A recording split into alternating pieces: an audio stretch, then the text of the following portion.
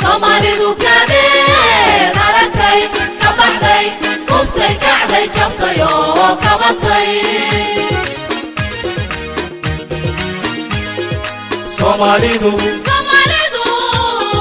Somalidu kadee daratay ka baxday kuftay kacday jabtay oo kabatay Habil ba kalageeyay kinka sarila wakan nabadgori wakan isku keenay wakan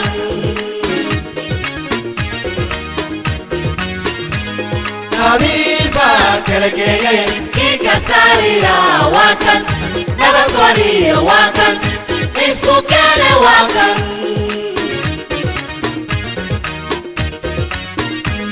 Karimkan barinayo karama kusarnaye karmeya noqo Karimkan barinayo karama kusarnaye karmeya noqo Kabebe iyana saylada kalwiya berey koruqada saylici kuwayna kullana ku darso shoobana kalmayso Kabebe iyana saylada kalwiya berey koruqada saylici kuwayna kullana ku darso shoobana kalmayso Hadiye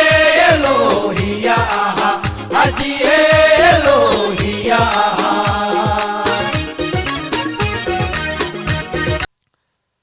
xaflad lagu taageeraya ra'iisul wasaaraha cusub ee Soomaaliya Maxamed Xuseen Roble ayaa lagu qabtay magaalada Toronto ee dalka Canada munaasabadan waxaa ka soo qayb galay qaar ka mid ah aqoon-yahanada saraakiisha nabadoonnada fanaaniinta iyo ururada haweenka dalka Canada munaasabadan oo ay ka hadleen dad aad u fara badan waxa ay ku dheeraadeen in dalka uu yeeshay ra'iisul wasaare cusub oo loo baahnaa munaasabadan waxaa heesa wadani ah ka qaaday qaar ka mid ah fanaaniinta reer Toronto waxaana sidoo kale fanaanka Cabdullaahi Boqol u qaaday hees loogu talagalay ra'iisul wasaaraha cusub ee Soomaaliya fanaaniinta halkan heesaha habeenkii xalayta ahaa ku muujiyay waxaa ka mid ah fanaanada caan baxday ee Fartuun Axmed Sahal Fartuun Brimo iyo fanaanka Kinka Jecelow ayagoo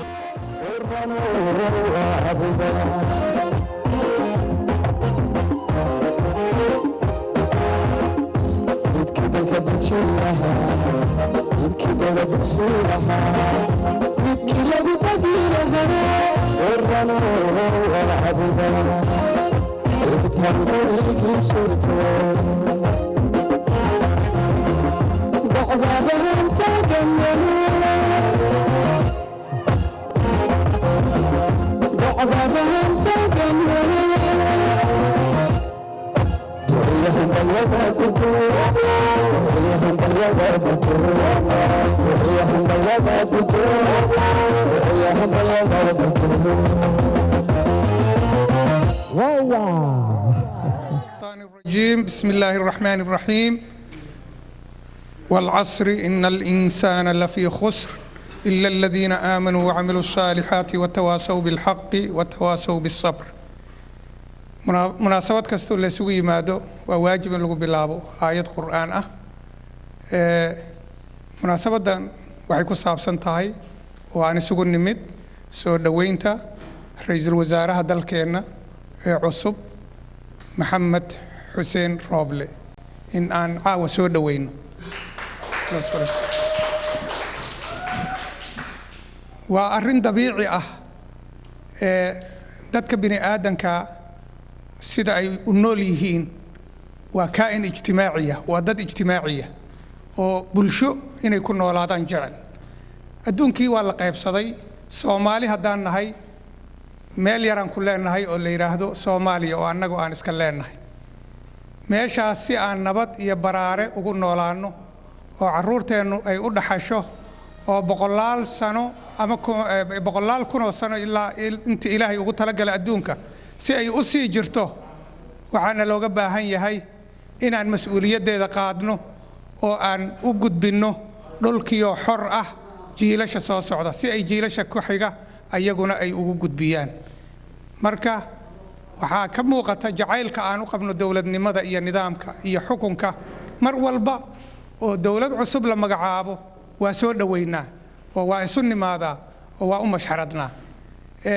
taasina waxay nagu qasbaysaa intii qofkaasu joogo in la raaco oo lala shaqeeyo oo isku duubni la muujiyo.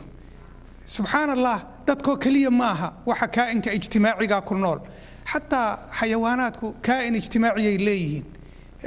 hadday noqoto shinnida, hadday noqoto libaaxyada, noocaad rabta dheh, quraanshida, madaxay leeyihiin, dhul bay leeyihiin, waa waardiyeystaan, dhulka laguma soo xadgudbo. mid doole hadduu yimaad way ka ceshtaan. annaka marka dad ilaahay karaameeyo insaan ahaan nahay. ilaahay subxaana wa tacaala walaqad karramnaa bani aadama ayuu ku yidhi qur'aanka. caqli baan leenahay. caqligaas wuxuuna farayaa meesha yaroo waddanka aan ku leenahay inaan arrimaheeda iyo maamulkeeda iyo nidaamkeeda aan hagaajinno. taas ayaana ay ka imaanaysaa inaan mar walba oo qof madaxa la magacaabo aan ku soo dhaweyno si niyad samiya. waa soo dhaweynaynaa walaalkeen maxamed xuseen rooble, waxaana u rajaynaynaa shaqada loo igmaday in ilaahay u fududeeyo oo waajibkiisa ka soo baxo isaga iyo madaxda kale oo qaranka. intaas kadib waxaan jecelahay in aan mikrofonka ku soo dhaweeyo maxamed cali aadan si uu marti sharafka u soo dhaweeyo caawa. maxamed cali aadan soo dhaweeyo. assalaamu calaykum walaalayaal. waxa weeyaan waxaan u soo istaagay wax yar aniga barnaamijka inta yartaa oo aan ku leeyahay. munaasabadda waa la idin sheegay, waa soo dhaweynta ra'iisul wasaaraha. marka ra'iisul wasaare waa ku salaamaynaa. I hope inuu warkayaguna ku soo gaaro oo cajaladdan aad daawatid. sidoo kale waxaan u mahadcelinaynaa gudoomiyaha baarlamaanka iyo madaxweynaha waddanka maxamed. marka intaas haddaan uga baxo, xafladdan run ahaantii dad badan baa isku xil saaray in la soo sameeyo. waa la socotaan waddankana aan joogno bahalkii la oran jiray coronavirus xoog ayuu kor ugu kacay. taasi waxay keentay meel kasta oo wax lagu qaban karayay in la soo gaabiyo. si laakiin xafladeennan aan u qabsanno, sharciga waddankana u dhoorno, caafimaadka iyagana aan uga taxadarno,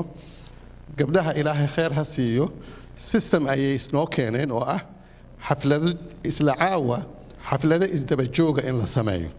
marka intaan hadda idinku arkaysaan waa qaybtii hore, waa odayaashii magaalada Toronto oo yani qabaa'ilada kala duwan oo Toronto degan ka socday ayaa qaybtii ugu horeysay ah. qaybta labaad waa qayb oo dumarkii iyo mataqaanaa damaashaadkii iyo muusikadii iyo waxaasoo dhan ay dhici doonaan. taasi ma aha macnaheedu haddaa aragtaan in oo annaga inta aan joogno in kooban camal ay tahay, saas ma ahane waxa waaye wixii waa la kala qaybiyey. marka saas ula socda. midda labaad, mahad waxaa idin celinayaa kulligiin isoo dhibidda ay soo dhibteen, idinkoo og qof walbaba markuu inta imaanayo in laga yaabo xoogaa yaroo qatara inuu isgelinayo cala ajli jirada jirta daraaddeed. marka aadaa ugu mahadsantihiin haddaa reer Toronto tihiin. annagu dad waxaan nahay qof kastoo martaqaanaa waddanka isbeddeli kastoo yimaado taageero soo dhaweeyo.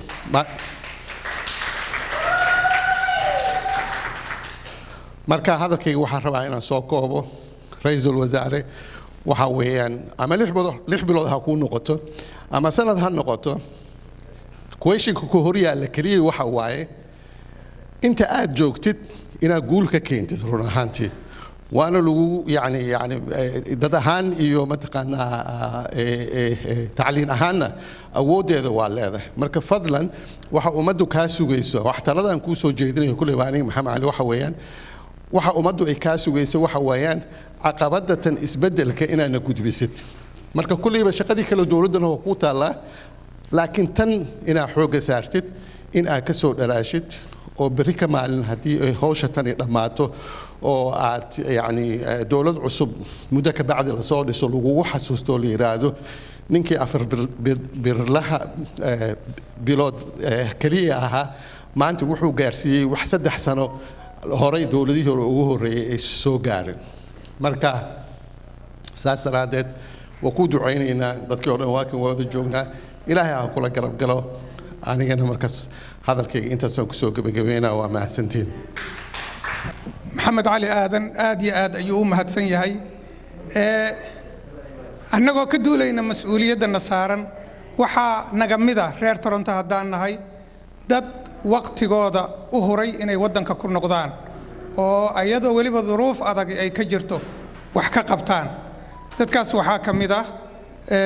walaalkeen cabdulaahi xasan cilmi James duruufo adag ayuu u soo joogay wuxuu ka mid ahaa aasaasayaashii galmudug berigeedii hore dhidibada raggii u aasay waxaa kaloo ka mid ahaa aasaasayaashii jaamacadda galmudug waxauna amar noqday uu soo maray wasiirka caafimaadka ee dowlad goboleedka galmudug caawa waa inala fadhiyaa wuxuu rabaa inuu nagala qayb qaato soo dhaweynta dowladda waan soo dhaweynayaa cabdulaahi dictor cabdulaahi xasan cilmi James soo dhaw بسم الله الرحمن الرحيم والصلاة والسلام على أشرف المرسلين سيدنا محمد وعلى آله وأصحابه ومن تبعه بإحسان إلى يوم الدين وهرينتي وعن آدي آد وقم هذا النهاية دمان انتيني وقتك ولا لي الصوصي شيء oo ka soo qayb gashay barnaamijkan lagu xushmaynayo ra'iisul wasaaraheena sharafta leh mudane Maxamed Xuseen Roble waxaan walaalayaal jecelahay inaan kaga mahadiyo sida waqtiga leh oo qiimaha leh oo aad noo siiseen inaad ka soo qayb gashaan walaalayaal barnaamijkeenan hambaliyada iyo soo dhaweynta ah ee ra'iisul wasaaraheena aad baan idinku mahadinayaa waxaan kaloo sidoo kale u mahadinayaa dhammaan intiinii barnaamijkan organize garaysay oo ka soo shaqaysay oo guushan sharafta leh galabtay na soo gaarsiisay walaalayaal waxaan aad iyo aad ugu faraxsanahay anoo magaciina ku hadlahaya hambalyo inaan u diro ra'iisul wasaaraheena cusub mudane Maxamed Xuseen Roble waxaan u rajaynayaa guul iyo khayr walaalayaal dalku wuxuu u baahan yahay hoggaan mas'uul ah oo sharaf leh oo xilkiisa qaata ummaduna si aad ogtihiin arrin Soomaaliya markii la yiraahdo arrin aad iyo aad u dhib badan weeye arrin sahlan ma ahan dhibka markaan leeyahay waxaan ka wadaa culayska dalka iyo dalka ka jira waxaan marka rabaa warkayga ma rabo inaan ku dheeraado waayo dad badan oo sharaf leh ayaa iga dambeyn doona oo ayaguna arrinkaas ka hadli doona anigu runtii aad iyo aad baan ugu faraxsanahay ra'iisul wasaaraheena oo maaragtay nin guul iyo khayr aan u rajaynayno oo aanu isku magaalo ka nimid oo anigu marka aan ka ahaa wasiirka caafimaadka galmudug waxaan marka rabaa walaalayaal inaan idiin sheego mas'uuliyaddu aad iyo aad bay culus tahay arrin sahlanna ma aha ra'iisul wasaare maaragtay gobol ma ahan ra'iisul wasaare madaxweyne gobol ma ahan federaal arrin ummadda Soomaalida oo dhan iyo mas'uuliyaddeedii way waxaan marka rabaa warkayga inaan ku soo aruuriyo waxaan walaalkay ra'iisul wasaaraha sharafta leh mudane Maxamed Xuseen Roble aan u rajaynayaa guul iyo khayr baan u rajaynayaa intiinii barnaamijkan ka soo qayb gashay caaway oo waqtiga galisana waan idinku mahadinayaa ilaahay ha idin guuleeyo khayr baan idin rajaynayaa السلام عليكم ورحمة الله. دكتور عبد الله آدي هذا يوم هاتسنيه. حدنا وحنو يا عبد الله السيد وكيل كجلمودك كندا inuu ka warbixiyo ra'iisul wasaaraha aqoonta uu leeyahay soo dhawow Cabdullaah maxaa waa mahadsan tahay assalaamu calaykum waraxmatullaahi wabarakaatu dhammaan waa idin salaamayaa xafladatan oo loogu talagalay in aan ku soo dhaweyno haddaan reer Toronto nahay Prime Ministerka cusub Maxamed Xuseen Rooble ayaa muxuu ahaa isha caaw halkan isugu nimid marka runtii xafladan oo aan u maleynaa inay ka kooban tahay 3 qaybood qaybta hore oo hadda aan taaganahay oo loogu talagalay odayaasha ugu culculus magaalada Toronto jooga in caaw isugu yimaadaan oo ay furaan xafladda lagu soo dhaweynayo maartay munaasabadaha lagu soo dhaweynayo muxuu ahaa Maxamed Rooble xafladda kale waxa ku xigta dhalinyarada ka bacdina gabdhaha sidaas ayaa dadkii ay maamulayay munaasabada tan ay kala qaybiyeen marka halkan waxa fadhiya runtii inkastoo image-ku uu yar yahay dadkii magaalada ugu culcuslaa oo ugu odaysanaa oo cid kasta lahayd ayaa caawa halkan lagu soo marti qaaday marka waxaan leeyahay halkan aad ugu gudbinaya hambalyo oo reer Toronto ah oo ku socota Maxamed Xuseen Rooble oo runtii aniga asaga ma garanayo laakiinse waxa weeyaan hobyo ayaan ardayna ka ahaa macallina ka ahaa marka waxaan aqeenay aabihii Xuseen Rooble ayaan aqeenay waxaan kale aqeenay muxuu ahaa isha awoogiis Rooble Dugulux ayaa la oran jiray asagana waxa weeyaan runtii Allah u naxariistay nin waxa weey aad iyo aad aan u xasto marka waxa la yiri geedba mirihii buu dhalaa baa la yiri marka Maxamed aniga ma garanayo laakiin dunta uu ka soo jeedo ayaan garanayaa Xuseen oo nin ixtiraam iyo wanaag iyo qadarin lagu yaqaano ayaa dhalay sidaas oo kale Rooble Dugulux oo runtii magaalada Hobyo oday u ahaa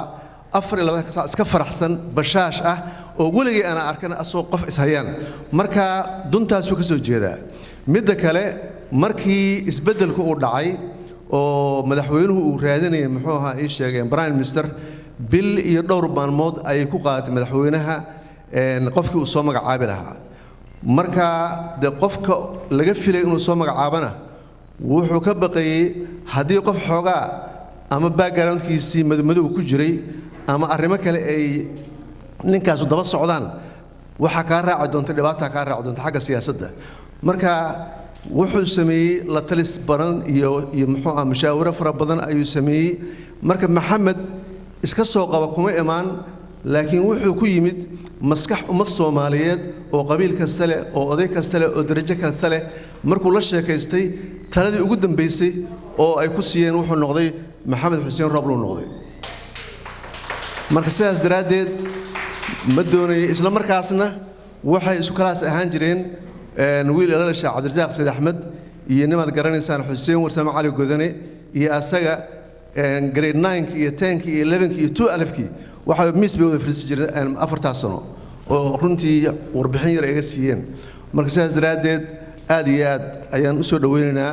muxuu ahaa Maxamed Xuseen Rooble waxaan sidoo kale runtii aan halkan ka amaanaynaa magacaabistiisii dadka ka dambeeyay oo ugu horeeyo muxuu ahaa madaxweynaha Maxamed Cabdullaahi Farmaajo iyo ra'iisul baarlamaanka Mursal Sheekh ayaga ay ahaayeen waxa mushaawirada wadeen oo u raadinaya wadanka Prime Minister u qalma inay soo saaraan oo dadku ay maanta ku qarcaan waana la socotaan runtii markii la magacaabay yani cid kastaba waxay yani u bageen xulka kan oo la soo saaray sida uu Farmaajo yani loogu amaanay isla markaasna waa la socotaan baarlamaanka in runtii 100% yani lagu taageeray Prime Minister saas loo taageeray anigu kulli lama socdo marka waxa weeyaan taas waxaan ka xumaha kaliya waqtigiisu aad u gaaban laakiin waxa weeyaan saansaankiisa markii la arko waxaan rajaynayaa ummadda Soomaaliyeed inaysan sii dayn doonin oo la rajaynayo siyaasadda qaybta dambe soo socota inuu ka qayb qaadan doono haddii Ilaahay yiraahdo odayaashii magaalada in ay kalimadooda ka yiraahdaan xaqiiqatanna waa odayaal aad iyo aad u dawlad jecel odaga aanu yeeri doono hadda Cusmaan Xaaji Boqor Cusmaan Xaaji Boqor ma arkin dawlad loo dabaaldegayo la soo dhaweynayo san goobjoog ka ahayn taasina waxay ku toosinaysaa insha Allah aqoonta iyo rabitaanka iyo jacaylka oo dawladnimada iyo midnimada Soomaaliya u qabo Boqor Cusmaan soo dhawow بسم الله الرحمن الرحيم. السلام عليكم ورحمة الله وبركاته. وإذن سلامي وحنا إلين ليه هاي الله إذن بركيو يرد أينو مدح أي أفك حرنا إننا الله ينك قادو كلمة هدا وحن كشيء وماشي تنقلبتي وأيضا إذنكم موكتهين مجرى برامج السركة مقعيسة واهيا واركي ماشي كقرية هاي لكن أقول السملهن وأن دلين يرؤوا عصب لكن سببها لغو صوح حلي أنا متكد وانبان قربت أقوتها هنيينيا وأن فعير وأن ودن كان بلو وحيالها دبا كدعدي دتكون أنا يسيا ممغل هسي الكذا إذا تغيرت عربتها وحيكون هذا إذا تغيرت الأحوال تعرف جواهر الرجال حالته مركي اسكو درنتو أو خربنتو وحقرته دتك وديديس قبيل كمركي أن حمان إيو ظلم إيو لقويا اللغة هادلين هدي اللي يرهو رير هبل معها دنبي معها عيب معها قفح لوغو دمايو نينك قدالك يكون مصورا وحا يكون مقالة مركي سومالي استعمارك للدري ليسي عبد الله عيسى محمود بدار وحا لوغو يرى مقالة مقدشة ميلك بحسن دردارا كان واحد بحيي نما ورا تقانينو عثمان ياسين حاجي عثمان شرماركي عبد الرشيد أديرك اسبوع نك اللي غير أساسي مركا وسقى دردارا كتو ورويل كاسو هاللغا ورقبو وحنو مالينا يا صومالي ميل بيكو قاري دونتا أنا قلبت waxa kaliya oo aan ugu taaniyeynayo ninkan adeerka aan u ahay faca adeerka ugu ahay Abdullah Ciise isagoo aan wuxuu qaban doono la ogeyn waxa dardaaranka Yaasiin baa la fulinayo waa loo yeeray Soomaaliyana waa ogtay meel bay ku gaadhay marka u horeysa sida Abdullah loo ishaaray Allah raacsiyo isaga idinkuna aamini dhaya waayo Abdullah Ciise Maxamuud nin aan caawi Soomaaliya oo siyaasad wax ka yaqaan ama qoomiyada ku jidho oo aan ammaan u hayn ma jiro Ilaahay waxaan ka baryayaa inuu raadkiisa raaco oo uu noqdo nin lagu sheekaysto laba waxyaalood baan soo jeedinayaa mid inagu waa inaynu u ducaynaa midna kelmad dardaaran uga tagaya hadal badan anigu oran maayo kelmad dardaaran uga tagaya cid la xiriiro gaarsi anigu sida dawladaha hoos ugu ma xirmo waxa weeye kelmadaasu markii Abu Bakar Nabi Muhammad dhintay Abu Bakar baa laga soo bixiyay saxaabada rasuulillah ama muslimiintii وقادم ويا أبو بكر إن كستو نك لا سفريها إن كستو نك هريها هدنا هنغوري مدحيتكم أجري أبو بكر رضي الله عنه خطبتي سووا كبلا إني وليتكم بوير وراني ويد قبت ولست بخيركم مهن لكنني دين في عنو دين خيرون فإن أقمت الحق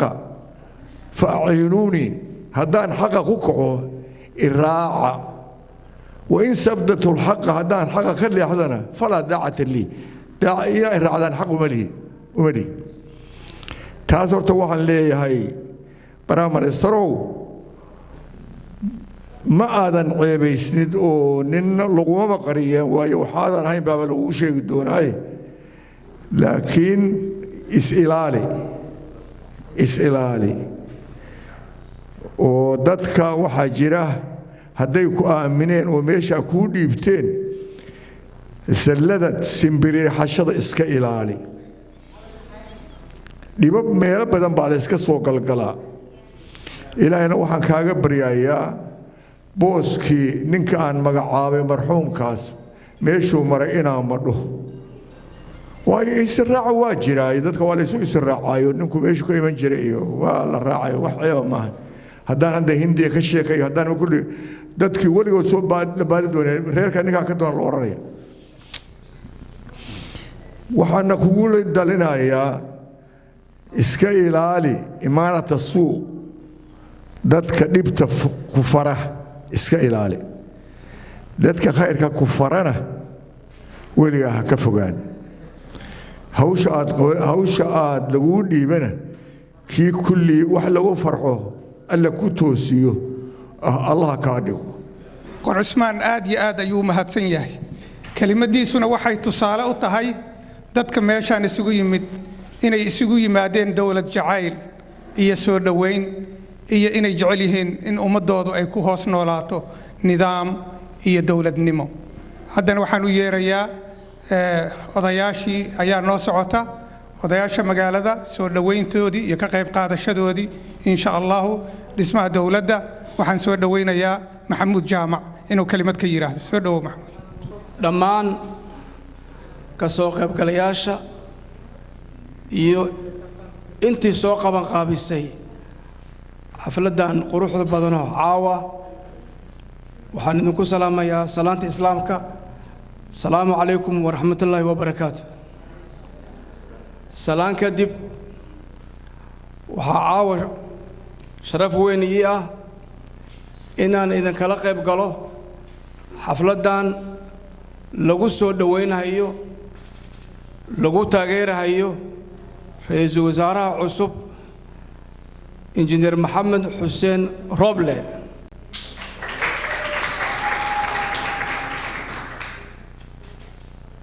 maxamed xuseen roble waa nin aqoon-yahan ah waa nin howlkar ah muddadii hadda uu u shaqaynayay dalka dibaddiisii iyo xilliyadii ay dawladda jirtay intaba waa nin firfircoon waxaan u rajaynayaa xilka cusub oo loo magacaabay inuu ilaahay ku guuleeyo anigu dad badan oo aqoon ama iskuul la dhigtay ayaan wada hadalnay waxay ii sheegeen amaba ay ku yaqaanaan inuu yahay nin Soomaali ah oo waxyaabaha badan oo Soomaalida dhaqan u noqday ka fog marka waxaan u rajaynayaa xilkaasi inuu ilaahay guul iyo sidii loogu talagalay inuu uga soo baxo waxaan kaloo mahad gaar u celinayaa xulashadii la soo xushay anoo si gaar ah ugu mahadinaya madaxweynaha jamhuuriyadda federaalka maxamed cabdullaahi farmaajo soo xulidii uu soo xulay iyo ansixintii baarlamaanka intaba marka maxamuud jaamac aad iyo aad ayuu u mahadsan yahay haddana waxaan u yeerayaa insha Allah Saciid Dafuuje oo akhyaarta magaalada kamida nin caalima nin diin ah soo dhawow Saciid soo dhawow aniga horta caawa waxay ii tahay si gaar ah waxay u tahay farxad ragiinaan meesha joogay prime ministerka ama magaca ka wada maqasheen ana deegaan iyo baa ku taqaanaa laakiin ariga waa my personal friend saaxiibkaygu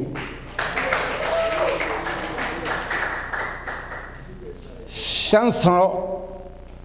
baan habeen iyo maalin wada joognay jaamacadda Michael Smith buu ahaa engineering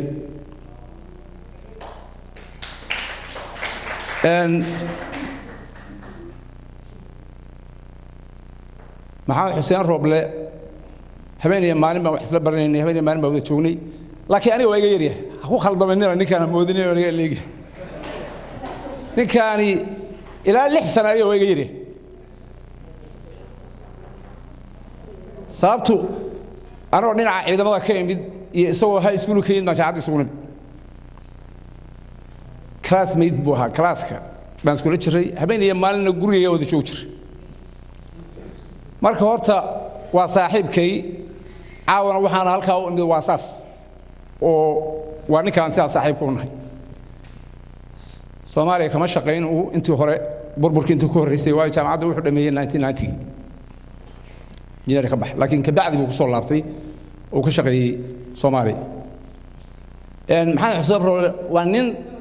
أنا وصاحب أنا وأنا نقوم ونكسن ودقن إن وضبعت في عن إن كسو أن إسرق أنت دب مدعنا إسرق وحنكحوا ما هي وقتها أي كسو آدنتي إنه النقطة برايم مينستر ومدير وقوابنا هي حالة الصومالية وأهمر والبحالة أضجع هي محمد حسين روبلة ونحن يروى ونكسن لكن أن صومالي ذا نحن ذا وحد كتيرة أن إنفول بنا كواهين وحن آد وحنا هاي إنه وقت ير برايم مينستر نقول أنا قاعد يلا تشان لها ديد باورله بين دي شيء ميو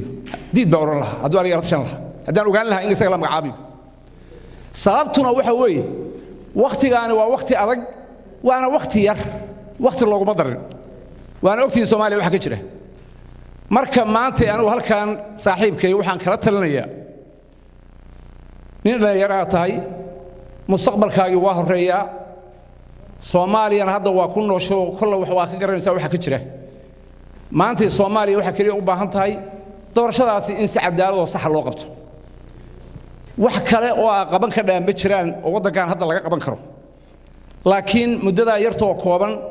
ومدة سومالية هذا وحال غربا أنا أضيع نقطة برايم ميسر ما شن بلود برايم ميسر ما أضيعين بالغربا مدة سومالية أنا أضيع يسوع يسوع تشيدو دور شذان يكرجور كان سوى أكسن أو نظيفة لو جدبه أذيقون سيدو أضيع شيء حاج اسمان إن إلى شطو شرفت هذا إلى شطو مستقبل باكل هذا وضن كان والوبة هي إن إسكائل على السوق سومالي أنا هذا وخربنا هي وقت كان أدبر وخربنا مركا أنا ترى واساس إسرائيلي وحي قبل كذا قبل سومالي ده هذا أضيكه أنا أنت أسألك ولا ترى يا إلهي لو حن كأجر تشيني إنه إلهي أنت يرتو أشوفته كل قرب قلو إلهي ينسوك وعي بينن إن هوشة الوجودي بي waxaan u yeerayaa daahir afrax inuu kelimadiisa ka yira caawa soo dhaweynta bara ministerka cusub soo dhawow daahir السلام عليكم ورحمة الله وبركاته دمان مرتدى شرفت له قبن قابياشا وحن نقول سلامي سلامتي إسلامك وحن أمرينا دمان وحن ميشان هو ديماني تاغيريستي أن تاغيرينو برايم مينستر كعصب محمد حسين روبله meel kasta ummadda Soomaaliyeed ee joogto waxa aad loogu hambalyeynaa soo dhaweyntiisa waxaan u rajaynaynaa xilxeleedka u dhiman Prime Ministerka si waajibkiisa Ilaahay ugu fudeediyo meel kasta aynu joogna aan u duceyno aan dhaan Ilaahay xilkiisa u fudeediyo maadaama Soomaaliya ay taagan tahay xilli siyaasad cakiran iyo kala gadoonka marka dhammaan meel kasta aynu joogna waxaan dheenaa hambalyo Prime Minister ka cusub ku soo dhawaaw meel kastoo la wada joogo shaqadiina lagu idmadi Ilaahay ha ku fudeediyo salaamu calaykum waraxmatullaahi wabarakaatu waxaan soo dhaweynayaa Cornel Maxamed Cali Amiir inuu kelimadiisa yiraahdo asagana soo dhawow Cornel والسلام عليكم ورحمة الله وبركاته ومهد سنتين dadka meesha iskugu yimid iyo dadka soo abaabulay xafladan kulli waa mahadsan yihiin aniga uma soo istaagin ilaa mantaqaana war badan waxa kaliya waxaan baleynayaa ra'iisul wasaaraha cusub maxamed xuseen rooble inuu ilaahay xilkiisa u guto oo u fududeeyo aad baa loo sugay xamar waxaan moogahay muqdisho waxaan moogahay adiga saddex wiil aad baa loo sugayay xilkan in loo magacaabo farmaajo wuu ku dadaalay wuuna yidhi inuu keeno nin quman ku xilkan qaadi karo oo quman wuuna heliyey waxaan u hambalaynaynaa maxamed xuseen rooble inuu ka soo ilaahay mataqaanaa oo ku toosiyo waddada cusub u gargaaro wax alle wixii dhibaatana ilaahay ka haayo ما شاء الله كورنيل كاد ومهاتسن يهي هدنا وحان ميكروفونka ku soo dhaweynayaa ناصر عبد بالله inuu ku soo dhawaado microphone ku soo dhawow aad bay sharaf igu tahay inaan caawa ka hadlo xafladan lagu soo dhaweynayo oo loogu hambalyeeyo prime ministerka maxamed xuseen rooble waxaan si aad u sii hambalyeynayaa horta meeshan ninka safan sawirada safan waa saddex maxamed waa wax cajiib ah moogtahay waa magacii nabiga saddexduba waa saddex maxamed marka waxa weeye saddex maxamed oo madax ah ya halka noo safan barakadooda Allah na siiyo annagana ducayntaan u ducaynayna Allah u aqbalo waxaan kaloo u hambalyeynayaa oo mudan in loo hambalyeeyo madaxweynaha sababtu waxa weeye ninkan caawa meeshan aan ugu hambalyeynayno ninka magacaabo Soomaali kala soo baxay oo muddo badan la naga magacaabo warnin naga magacaabo maxamed xuseen buu soo magacaabo marka asaga laftiisu aad baan ugu hambalyeynaynaa anigu haddaan helayo farxadda markuu maxamed uu magacaabay haddaan heli karo 4 sano kale waa ugu dari lahaa laakiin gacantayda kuma jirto waa ugu hambalyeynaa 4 sano kale waa ugu dari lahaa maxaa yeelay wuu mudan yahay waxaa kaleeto oo maxamed xuseen gaar u ah boqor Cusmaan wuxuu yiri Abdullah Ciisu sheegay taariikhdiisii uu ka sheekeeyay hoodadiisii uu ka sheekeeyay hadda waxaan rajaynayaa ilaa Abdullah Ciise ilaa maanta nin beeshaas ka dhashay oo la magacaabay ma jiro Soomaali markay madaxa isgashatay ilfaha isu qaaday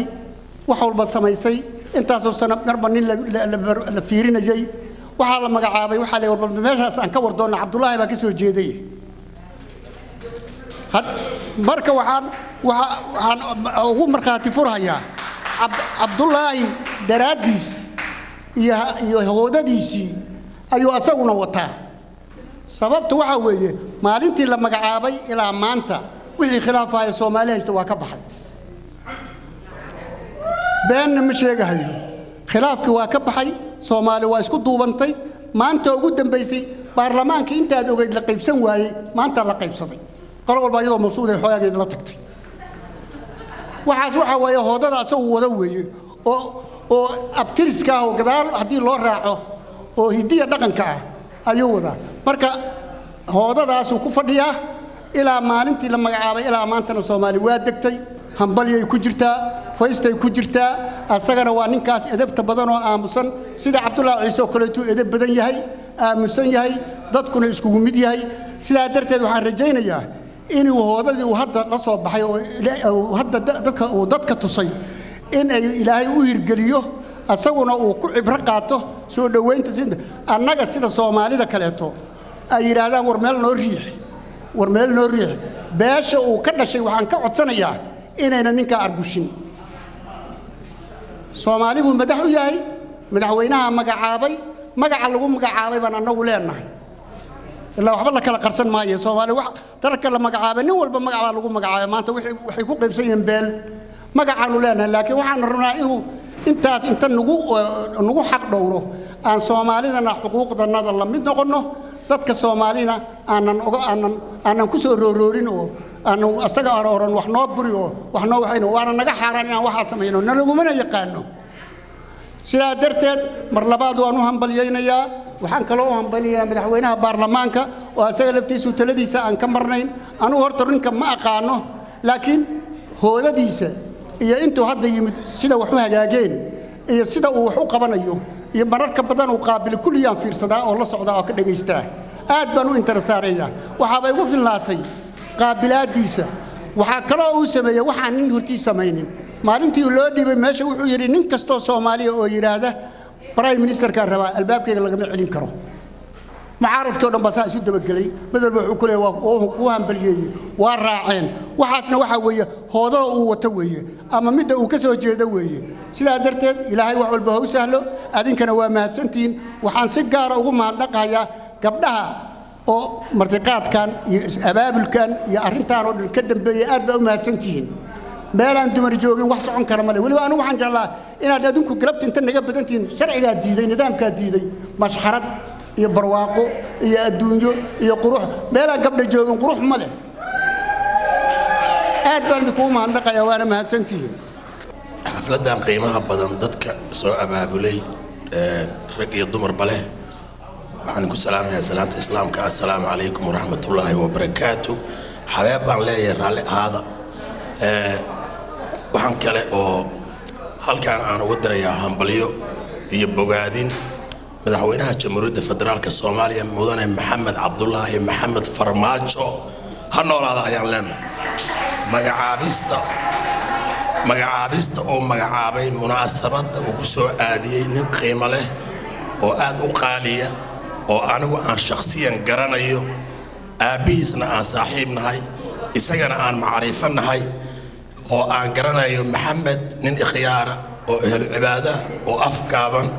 oo waliba xamar inta joogta oo ikhyaara ama ganacsata ay ku xiran yihiin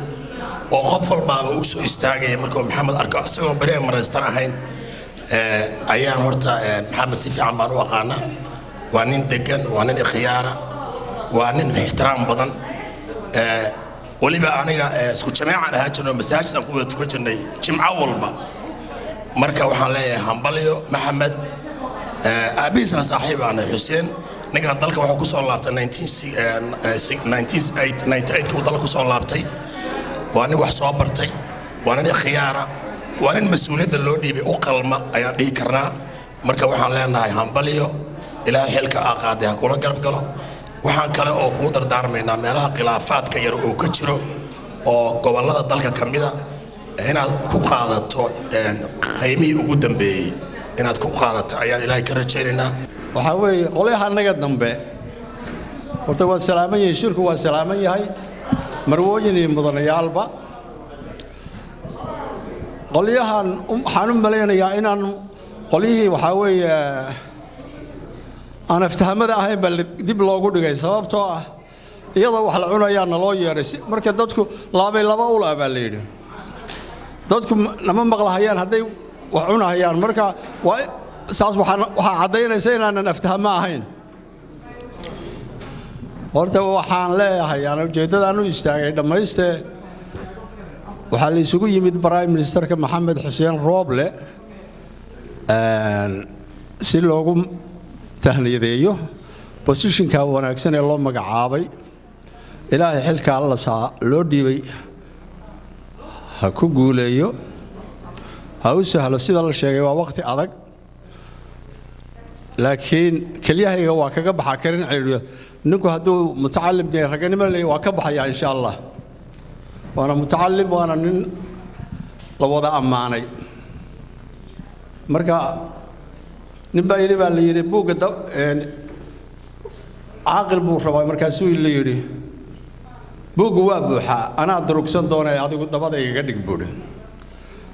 Maxamed Xuseen isaga durugsan doona insha Allah hadda 6 bilood ahaan mayso waxa laga yaabaa 6 sano inuu gaaro isagoo prime minister waa durugsanaya horta haddii soo gaaray meesha isaga durugsan doona marka ilaahay xilka ha ku guuleeyo ilaahay ha u dhib yareeyo waa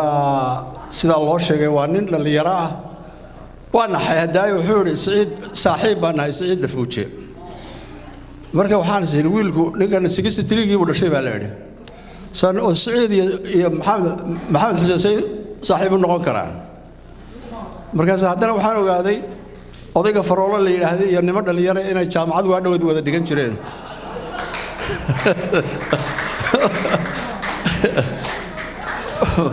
marka waa saas oo kale to marka waxa leeyahay saasay soo hayro tacliintu weynaan iyo yaraan ma laha midda uu yidhi waan halka odhanayaa naasir baalle oo yidhi innaga markuu yidhi innaga soomaalidu ma aha waa innaga had iyo gooraale prime ministerku waa reer hebel reer hebel la yidhaahdana hadday prime ministerkii ama ninkii ugu sharafka badnaa ee soomaali la xusuusto cabdulaahi ciise maxamuud hadduu ka dhashay ilaa waaga ilaa hadda waxay prime minister ku waayeen iyaga waa la isweydiinayaa taasi talabaad waxaan kaga baxayaa waa reer hebel dadku oo waa ninkani waa reer hebel waa mutacalim waa scholar waa xil weyn buu hayaa oo soomaali oo dhan ah haddana waa reer hebel anigu retire baan noqday hadda waxaan rabaa dad soomaali hadda waa la kala bartay ninku hadduu mas-uul noqdo reerkiisa hoosaa la bartaa intaa ayaamihii o dhan waxbaan xogsanayay waxaan hadda si gooni ah u sii baranayaa cismaan ducaale cabdiqaadir galbeete ismahaan cabdiqaadir intaas gooni baa waxaa sababtoo ah in lay waaseeyaan rabaa asalaamu calaykum waraxmatullah cabdirashiid boos aad iyo aad ayuu u mahadsan yahay dadka uga qosliyey hurdada uga kiciyey haddana waxaan ku soo dhawaynayaa cabdulqaadir warsame galbeete x bismillaahi raxmaani raxiim waan idin wada salaamayaa kulligiin qofku hadduu horta intii aad tiraahdeen ood ugu hambalyayseen prime ministerka cusub maxamed xuseen rooble dugulux ayaan uga harayaa anna waan hambalyanayaa laakiin waxaan ka mahad celinayaa khiyaarta sharafta leh oo wakhtigan isku imaadku culus yahay noo timid xafladdan inay naga soo qayb galaan ayaan aad iyo aad ugu mahad celinayaayo boqorrada iyo garaadyada iyo ugaasyada iyo isimada iyo ragga cuqaasha odayaasha iyo maaragtay aad iyo aad baan arrintaa uga mahad celinaynaa waxaan ku xijinayaa warkaan dhammeeye waxaan ku xijinayaa gabdhaha aan maxaa idhaahdaa habaryar iyo eedo iyo ayeeyo iyo marwadii aan qabay ay ka mid yihiin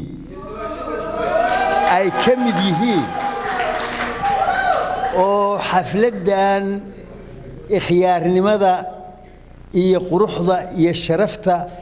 wakhtiga oo adag noo sameeyey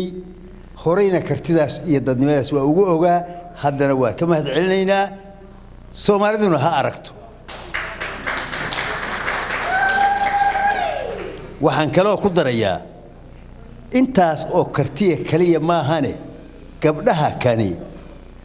markaan leeyahay gooni baan waxbarta ugu taagayaa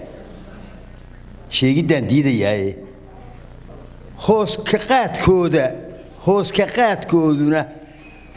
waa wax ku ool iyo falxad iyo sharaf iyo wanaag weeye raggii soomaaliya xukumi jiray oo soo xukumay oo madaxda ahaa oo hantiilayaasha ahaa kulligoodoo dhan gabdhaha kan hoostooda laga soo qaado marka ma ahan wax ii sheege waxaa isoo fiirinaya maxamuud jaamac wuxuu ii soo fiirinaya mataqaanaan wuxuu og yahay keligood inaysan ahayne mareere diini axmed warfaa dalal diini inay dhashay cabdulaahi ciise maxamuud ayuu ii fiirinayaa marka wuxuu leeyahay wuxuu ka wadaa keligiin ma ahane waa la wada dhalaa ragga ii sheege marka thank you very much waa mahadsan tihiin gabdhaha iyagu waa mahadsan yihiin ragga intii ka soo qayb gashayna waa mahadsan tahay isimada iyo ikhyaartoo dhan oo noo dulqaadatay wakhtiga kan aan ognahay xaalkiisa brofesor muuyo ayaa haddeer aan u jeednay waxaan rajaynayaa intaanan dhihin shirku waa noo xiran yahay brofesor muuyo inaad maxamed kelmad siisid walaalkay cabdiqaadir x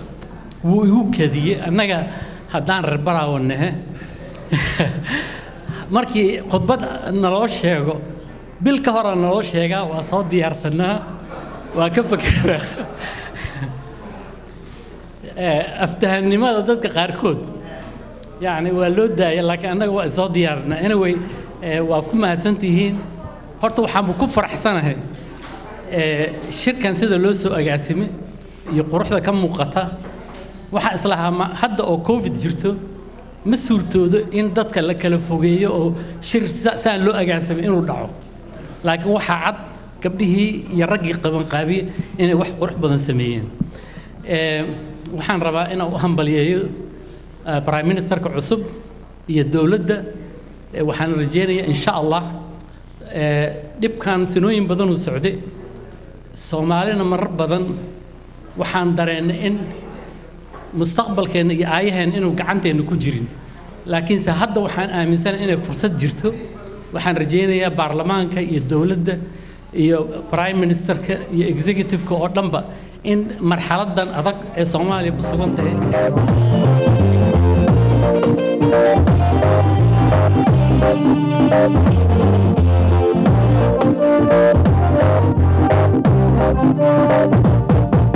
gabdhaha ugu shidan dhakeena isnaagaariyo hadaysan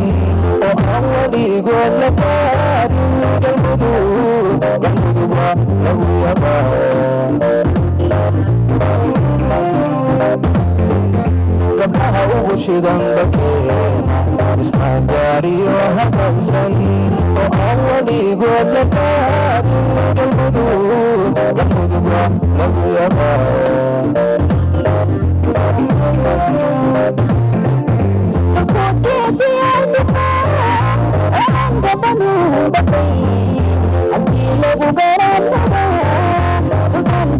looga haray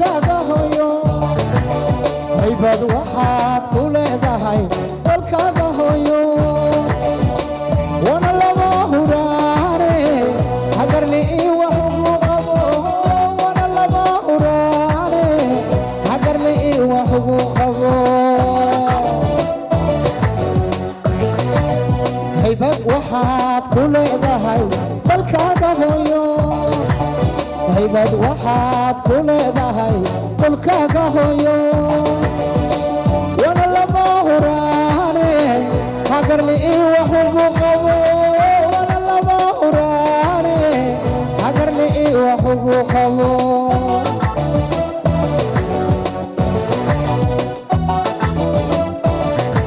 kulligaa hantiyay macaan waa midaan hoy laga orane helayo hantiyay macaan waa midaan hoy laga orane helayo hantiyay macaan waa midaan hoy laga orane helayo hantiyay macaan waa midaan hoy laga orane helayo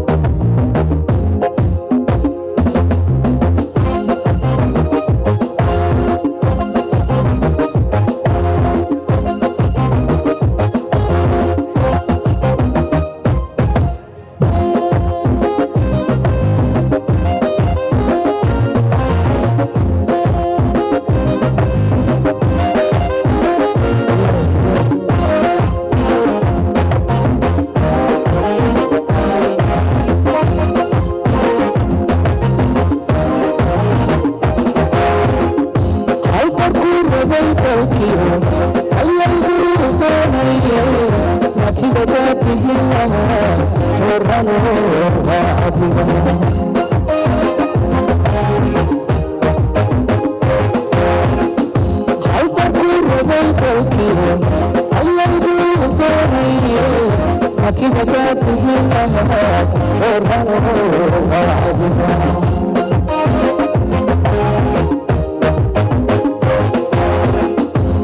كده بدسيلها كده بدقيلها الرنور وعبدا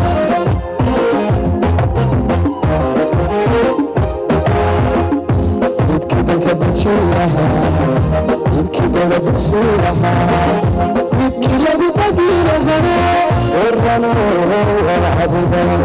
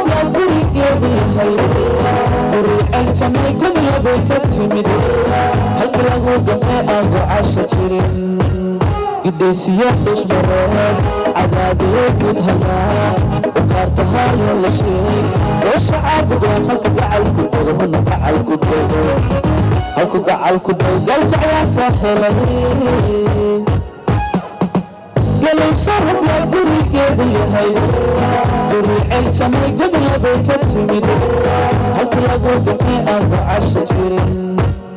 idisiyo dusmareed cadaadiyo guud halmaan ugaartahayo la sheeg oo shacaabigu halka gacalku dogona gacalku dogo halku gacalku dogo dalka ayaan ka helay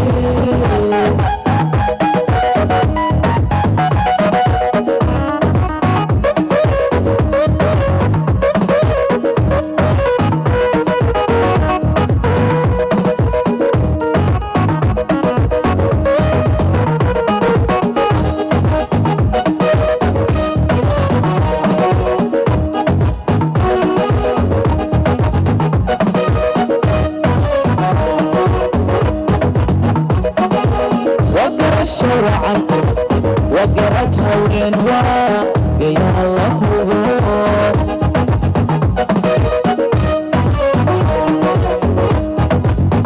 وقر الشوعة وقرك هوين وقيا الله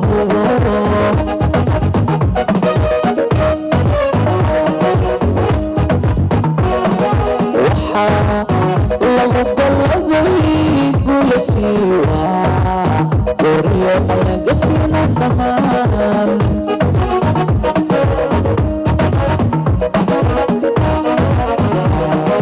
waxa lagu galay gulasiwa Gloria alla gasina kaman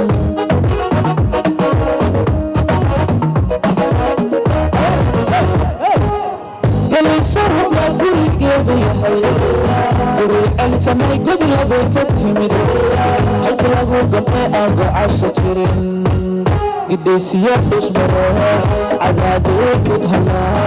وكارتها يولا شيء والشعاب قوان هلك قعال كبير هنا قعال كبير هلكو قعال كبير قالك عياك هلي قالوا شرب يا بري قيدو يا هيدو بري الجمعي قد لبيك التمر الكلاغو قمي أقو عشا جرين إديسيا بشمره عدادي قد هلا وكارتها يولا شيء والشعاب قوان هلك قعال كبير هنا قعال كبير هلكو قعال كبير قالك عياك هلي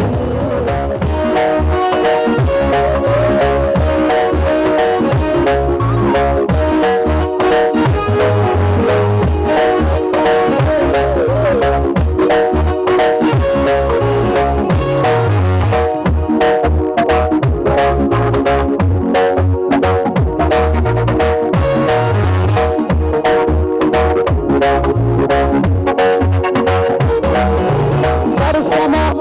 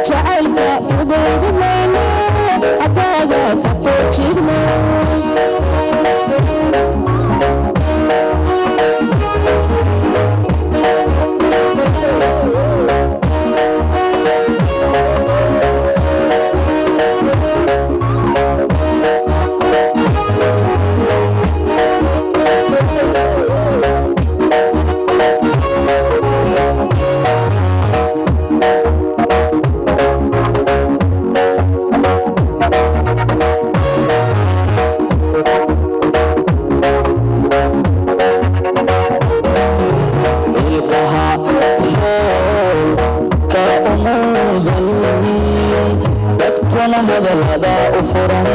xantiisa fulhu maluga alla ilkaha ka umudal dhagtuna hadalada u furan xantiisa fulhu maluga ficilku iga guuri maayo adaan kugu faanayaaye ficilku iga guuri maayo adaan kugu faanayaaye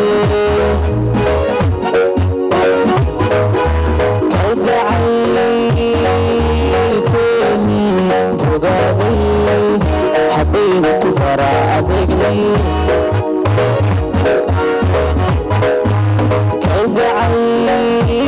kalgacaylkeeni fogaaday haddaynu ku fara adeegnay farxad weynoo haboowe farxad weynoo haboowe jacaylkan fogaadi mayne xaggaaga ka foojignow farxad weynoo haboowe farxad weynoo haboowe jacaylkan fogaadi mayne xaggaaga ka foojignow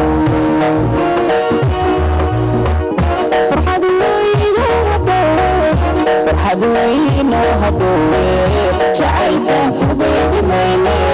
xaggaaga ka foojignow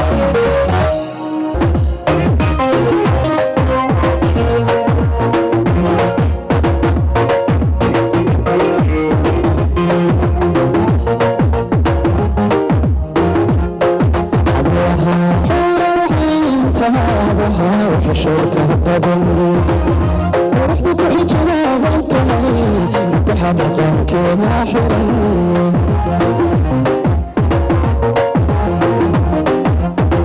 حبوها حوري انتهابها وحشوكه بدن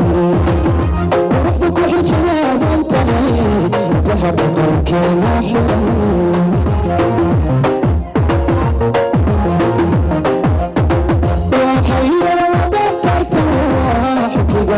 مركزين عطينا عمان يشين وحيا وذكرت واحد لقاها مركزين عطينا عمان يشين وهو هذا حريري ويقوم حمر قدام يحيي كسر حمر قدام سهك الجعل حمر داح حطوب شبه حمر حمر حطوب شبه حمر داح